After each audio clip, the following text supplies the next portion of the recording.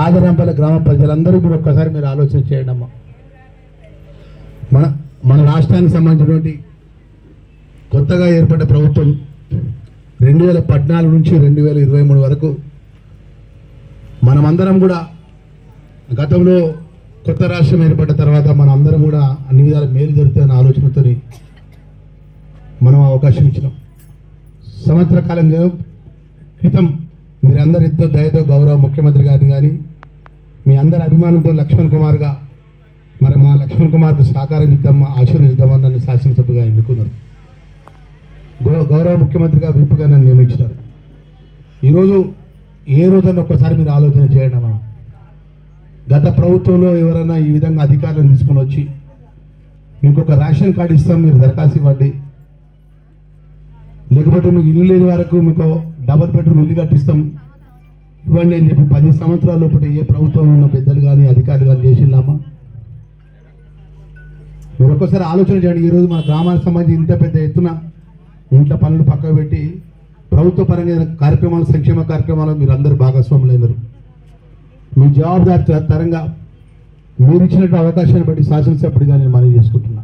మా మీడియా మిత్రులు సాక్షిగా చెప్తున్నా, ఈరోజు ఎవరైతే రాష్ట్ర ప్రభుత్వం ద్వారా అందాల్సినటువంటి ఈరోజు గ్రామసభ ద్వారా అందాల్సిన 4 పథకాల్లో 100% పేదవాళ్ళకు తప్ప డబ్బున్న వాళ్ళకి ఎట్టి పరిస్థితిలో కూడా ఈ స్కీమ్ వర్తించేది.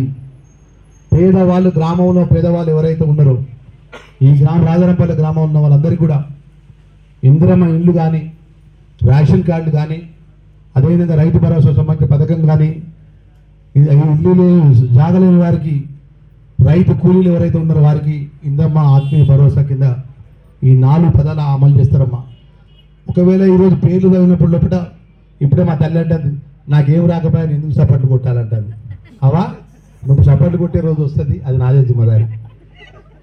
మా అవ్వ అంటుంది సపోర్ట్లు ఎందుకు కొట్టాలంటుంది. అమ్మా నువ్వు దీవనార్థి ఇచ్చిండు, అమ్మా నువ్వు దీవనార్థి ఇచ్చింది 4 సంవత్సరాలు ఇంకా మేము అధికారంలో ఉంటామమ్మా మీ దయతో.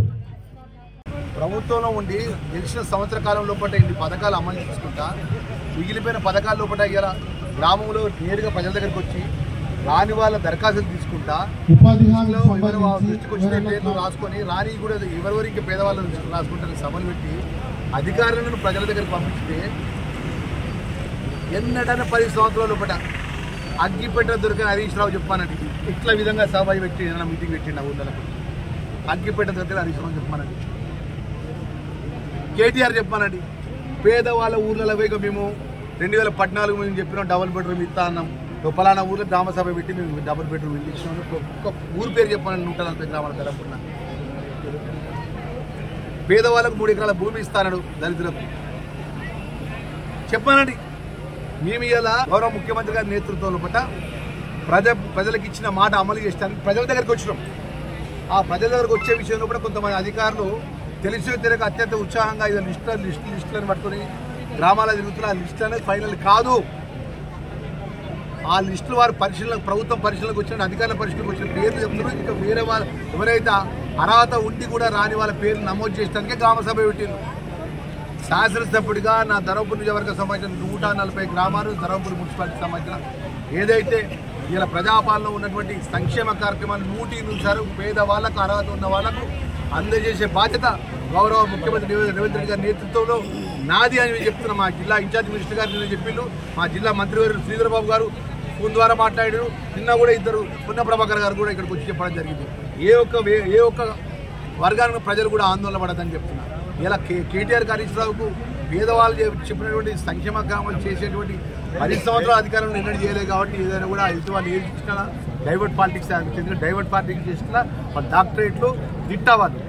కేవలం కొంతమంది బీఆర్ఎస్ నాయకులు కావాలని ఇట్లాంటి సవాళ్ళ ద్వారా చేసే ప్రయత్నం చేస్తున్నారు అంటున్నారు. ఇప్పుడు 10 సంవత్సరాలకి వెళ్ళి పేదవాళ్ళ సంక్షేమ కార్యక్రమం పట్టించుకున్నాడు నాదాన్న ఎన్నడూ జరగలేదు.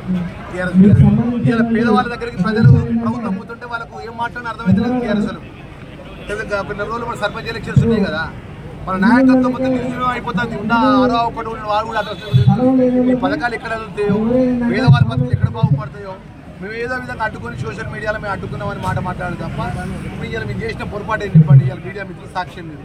ఇవాళ నేను శాసనసభ్యుడిగా ఏమని మాట్లాడినా పేదవాళ్లకు చివరి కుటుంబానికి కూడా అర్హత ఉన్న పేద కుటుంబానికి సంక్షేమ కార్యక్రమం అందజేసే బాధ్యత శాసనసభ్యుడిగా నాది అని చెప్పిన 10 సంవత్సరాలు ఎప్పుడైనా ఉన్న గతంలో ప్రభుత్వంలో చేసినటువంటి లోపల ఒక ఈశ్వరుడు బయట ఒక ఈశ్వరుడు అని చెప్పినా దమ్ముడు మాట్లాడమనండి.